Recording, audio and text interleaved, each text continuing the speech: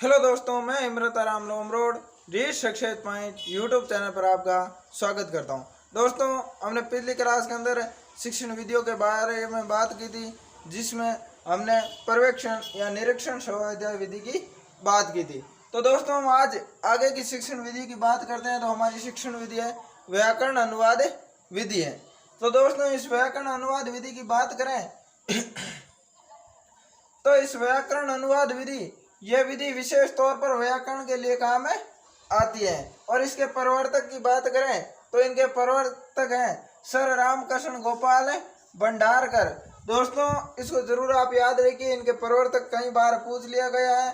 Sir Ramakrishna Gopal Bhandarkar, यह संस्कृत के अंदर कई बार पूछा गया है। और इस भंडारकर नाम के आधार पर इस विधि का नाम क्या पड़ गया, एक और भंडारकर विधि पड़ गए। यानी इस भंडारकर नाम के आधार पर ही इस विधि का एक अन्य नाम है, जो क्या है, भंडारकर विधि है। यह विधि दो तत्वों पर आधारित है। कितने तत्वों पर आधारित है दोस्तों? दो तत्वों पर आधारित। कौन कौन से तत्व है? तो एक तो व्याकरण है और अनुवाद है। व्याकरण और अनुवाद। दोस्तों, आप इस दो तत्वों को देख करके समझ ही होंगे कि यह विधि किस प्रकार काम करती। दोस्तों, इस विधि का प्रयोग होता है व्याकरण के अंदर, और व्याकरण के अंदर किस प्रकार इस विधि से पढ़ाया जाता है? अनुवाद के माध्यम से पढ़ाया जाता है। यानी किसी भाषा की व्याकरण का अनुवाद दूसरी भाषा की व्याकरण के दूसरी भाषा में अनुवादित करके उस भाषा के व्याकरण को पढ़ाया जाता है। वह विधि कौन सी होती है? व्याकरण अनुवाद विधि होती है।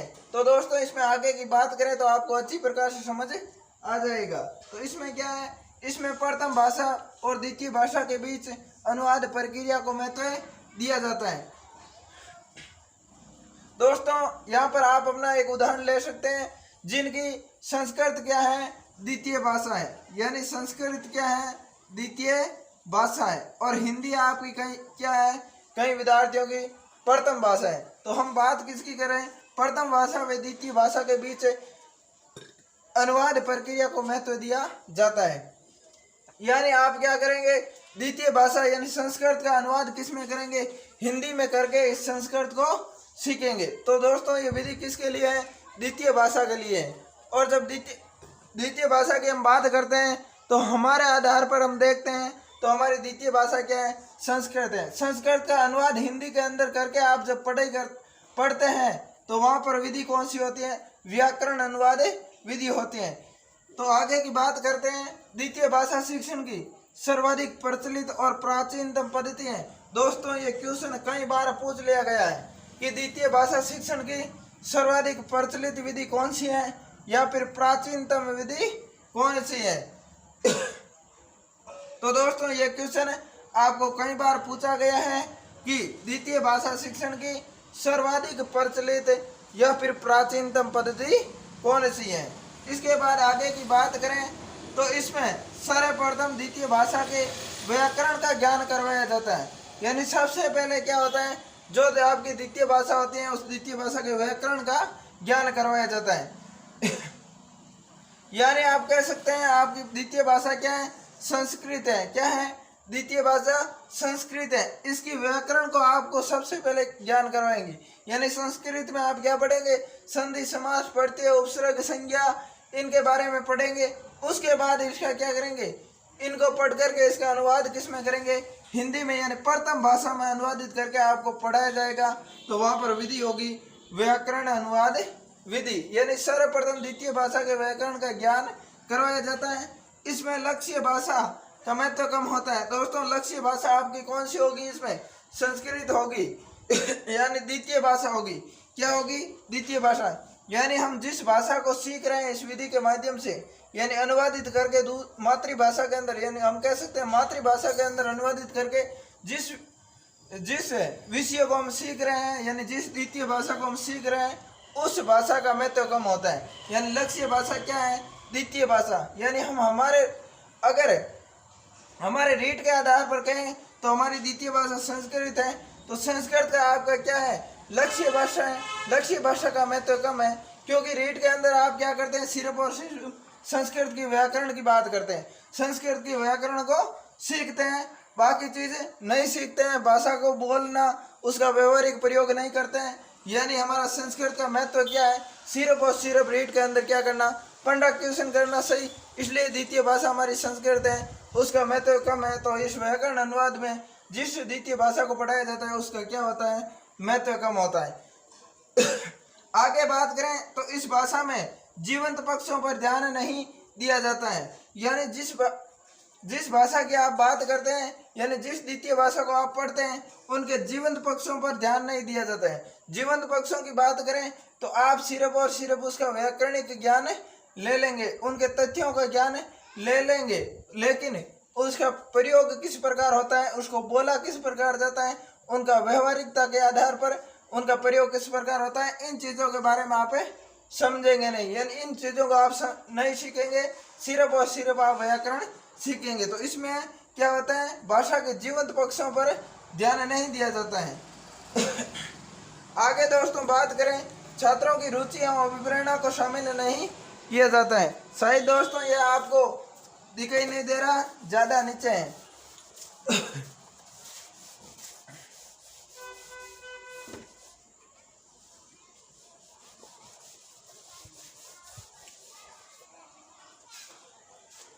तो दोस्तों आगे बात करें तो इसने क्या कहा कि छात्रों की रुचि एवं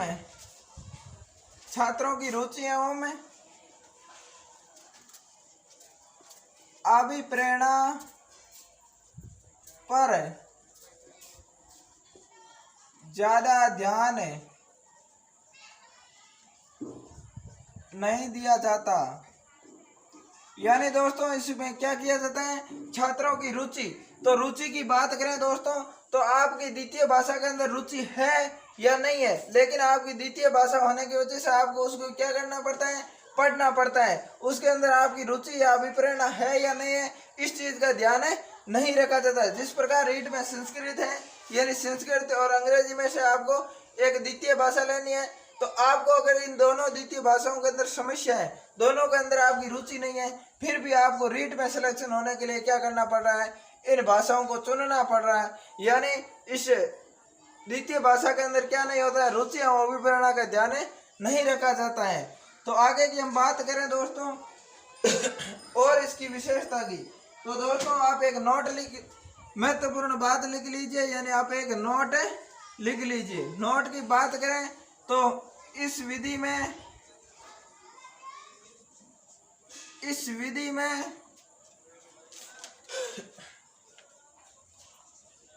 बोलने की अपेक्षा पढ़ने व लिखने पर बल दिया जाता है।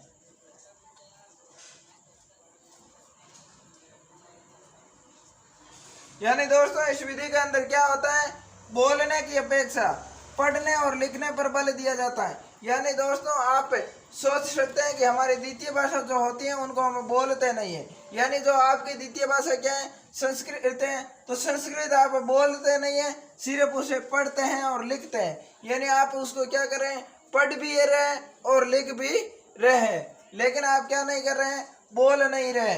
तो इसमें क्या होता है, कई बार क्वेश्चन पूछ लिया जाता है कि किस विधि के अंदर बोलने का कौशल, यानी बोलने का कौशल अपेक्षित रह जाता है, तो किस विधि में रहता है, व्याकरण अनुवाद विधि में रहता है। आगे हम बात करते हैं दोस्तों एक और नोट की, तो ये लिख लीजिए कि व्याकरण एवं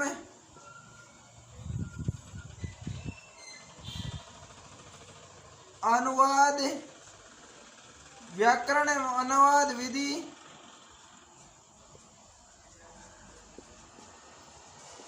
द्वितीय भाषा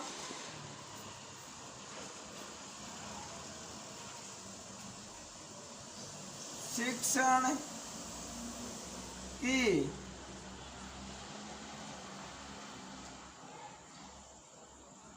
वैज्ञानिक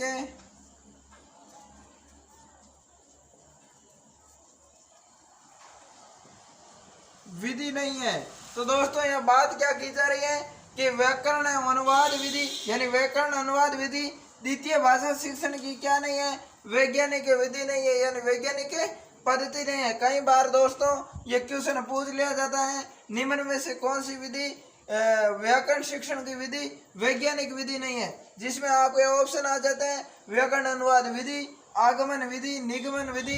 तो दोस्तों आगमन निगमन विधि की बात करें तो वैज्ञानिक विधि के आधार पर चलती है, और लेकिन व्याकरण अनुवाद विधि है तो ये वैज्ञानिक विधि नहीं है। तो आपका उत्तर सही क्या होगा, व्याकरण अनुवाद विधि एक वैज्ञानिक विधि नहीं है। तो इस प्रकार दोस्तों आगे की बात करें इसके बारे में,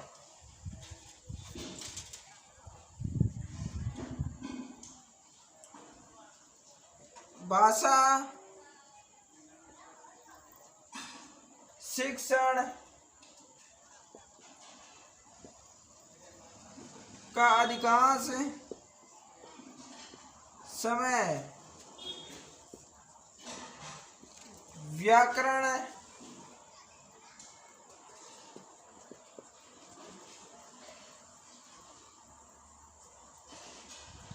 व्याकरण में समाप्त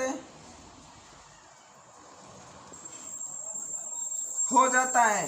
यानी दोस्तों इस विधि के अंदर क्या होता है, भाषा शिक्षण का अधिकांश समय व्याकरण में समाप्त हो जाता है। किसके अंदर, व्याकरण सीखने के अंदर समाप्त हो जाता है। तो हम क्या कह सकते हैं, इस विधि का मुख्य विषय क्या है, इस विधि का मुख्य विषय, इस विधि का मुख्य विषय क्या है, व्याकरण है। यानी दोस्तों हम क्या कह सकते हैं, इस विधि का मुख्य विषय है व्याकरण, यानी व्याकरण को सीखने के लिए इस विधि का प्रयोग किया जाता है, इसलिए इसका जो मुख्य विषय है वो क्या है, व्याकरण शिक्षण है। तो दोस्तों ये बात की थी हमने इस व्याकरण शिक्षण से संबंधित इस विधि की।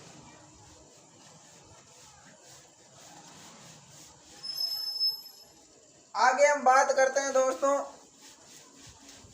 और इस प्रकार के तथ्यों की। तो इस प्रकार के तथ्यों की एक नोट लगा करके आप बात लिख लीजिए, नोट लगा करके कि 18वीं सदी, कौन सी सदी, 18वीं सदी, 18वीं सदी में एक क्या हुए, मनोवैज्ञानिक जॉन बेस्टो हुए। कौन हुए, जॉन बेस्टो। इसने क्या कहा दोस्तों, इन्होंने कहा कि जॉन बेस्टो ने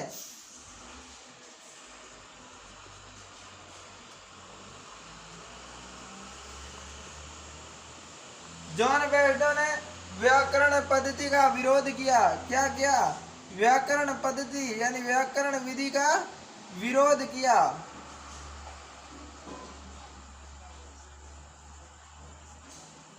यानी दोस्तों इन्होंने क्या किया, व्याकरण पद्धति का विरोध किया और कहा, क्या कहा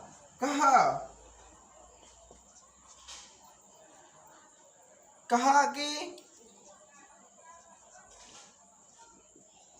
भाषा, इन्होंने कहा कि भाषा शिक्षण में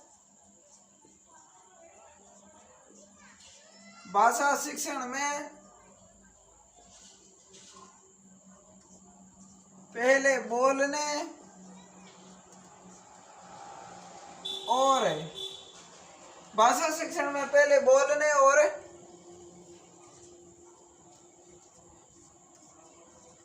पढ़ने पर बल देना चाहिए।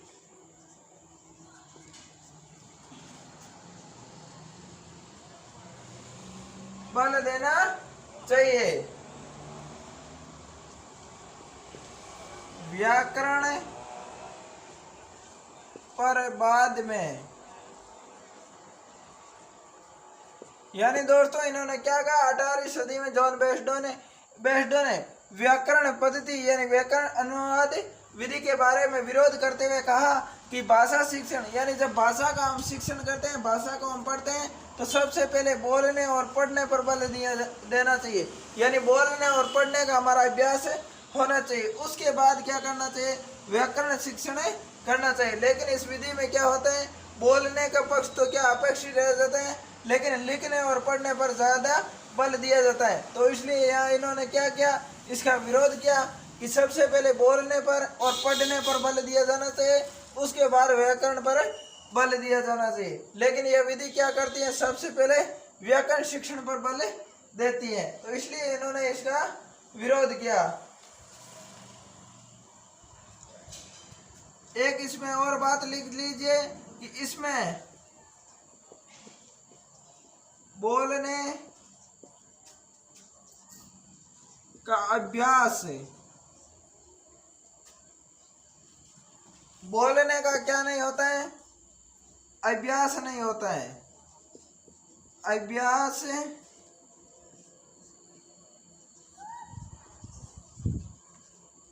नहीं होता है।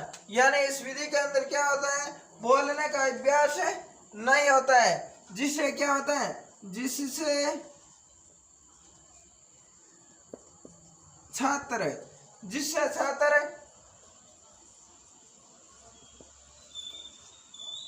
भाषा के प्रयोग करने में सक्षम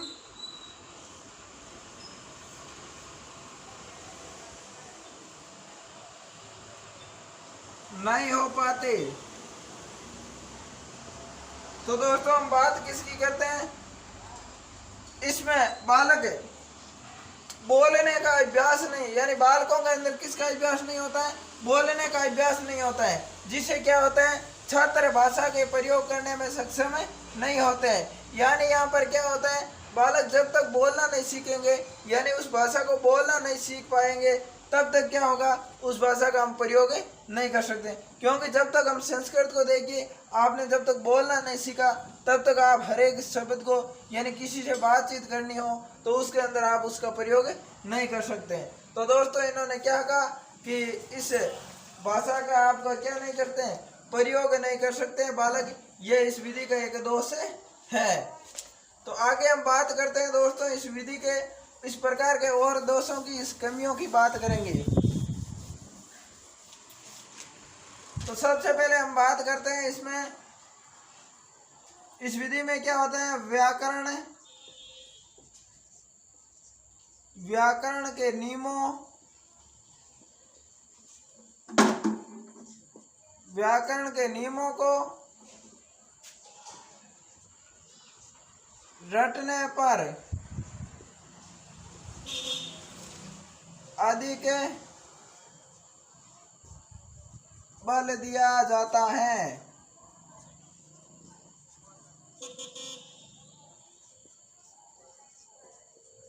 दोस्तों इस विधि के अंदर क्या होता है, व्याकरण के नियमों को क्या किया जाता है, रटाया जाता है। जब भी आप संस्कृत पढ़ते हैं, आपकी भाषा द्वितीय है, उस व्याकरण अनुवाद के माध्यम से आप पढ़ते हैं, क्योंकि संस्कृत अनुवाद किस में करते हैं, हिंदी में करते हैं। और फिर आप क्या करते हैं, संस्कृत के नियमों को रटने का काम करते हैं, हिंदी में उसका अनुवाद करके उनको रटने का काम करते हैं। तो दोस्तों ये विधि कौन सी हुई, व्याकरण अनुवाद विधि हुई। आगे बात करें तो इस विधि में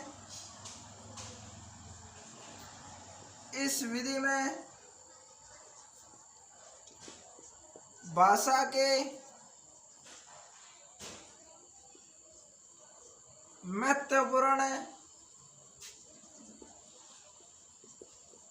अंगों की अपेक्षा की जाती है। यानी दोस्तों बात करें इस विधि की, तो इस विधि में क्या होता है, महत्वपूर्ण अंगों की क्या की जाती है, अपेक्षा। अपेक्षा किन किन अंगों की होती है, मैं बात करें तो जैसे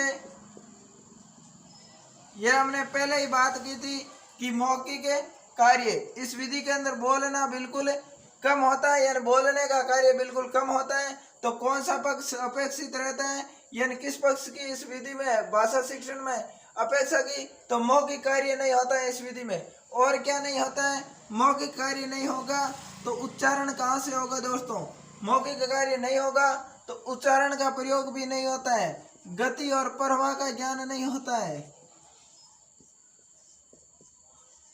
यानी किस गति के आधार पर हमें पढ़ना है, इन चीजों के बारे में ज्ञान नहीं होता है, क्योंकि वो बोल करके इस विधि के माध्यम से पढ़ा भी नहीं जाता, तो प्रवाह और गति का किस प्रकार ज्ञान होगा। आगे हम बात करें तो इसके अंदर कविता का रसास्वादन तथा यानी कविता का रसास्वादन की बात करें तो क्या होता है। रसास्वादन यानी कविता का रस और वाणी तथा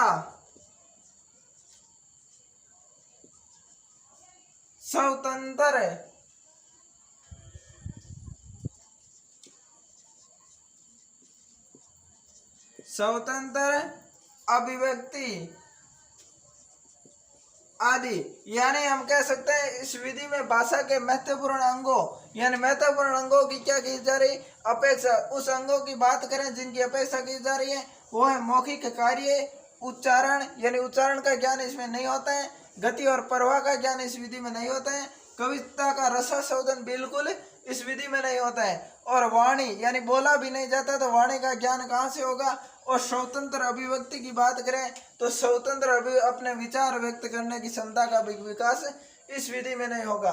तो दोस्तों हम कह सकते हैं ये पद्धति किस प्रकार की है, ये पद्धति नीरस है, यानी ये पद्धति या फिर आप पद्धति को क्या कह सकते हैं, ये पद्धति या फिर विधि नीरस है, यानी ये बिल्कुल नीरस किस प्रकार है, क्योंकि इसके भाषा के महत्वपूर्ण तत्वों का क्या नहीं होता है, शामिल नहीं किया जाता है, यानी उसकी अपेक्षा की गई है, इसलिए विधि क्या है, नीरस विधि है। तो दोस्तों हमने बात किसकी की थी, इस व्याकरण अनुवाद विधि की बात की थी। और दोस्तों आप लगातार इसी प्रकार जुड़े रहिए, हम संपूर्ण शिक्षण विधियों में 40 से 45 शिक्षण विधियां आपके सामने प्रस्तुत करेंगे। और आप हमारे read success point YouTube channel को सब्सक्राइब करें, लाइक करें, ज़्यादा से ज़्यादा शेयर भी करें। इस चैनल पर आपको हिंदी की व्याकरण भी उपलब्ध होगी, संस्कृत की व्याकरण और मैथ्स की क्लासें भी आपकी लगातार चल रही हैं। आप इन सब चीज़ों के बारे में जानकारी के लिए हमारे चैनल पर प्ले लिस्टों में जाइए और वहाँ पर हिंदी व्याकरण की प्ले लिस्ट, संस्कृत व्याकरण की प्ले लिस्ट और संपूर्ण शिक्षण विधियों और मैथ के नाम से प्ले लिस्ट बनी हुई है, उनके अंदर सारे के सारे वीडियो आप देख सकते हैं। तो दोस्तों आज के लिए इतना ही, धन्यवाद।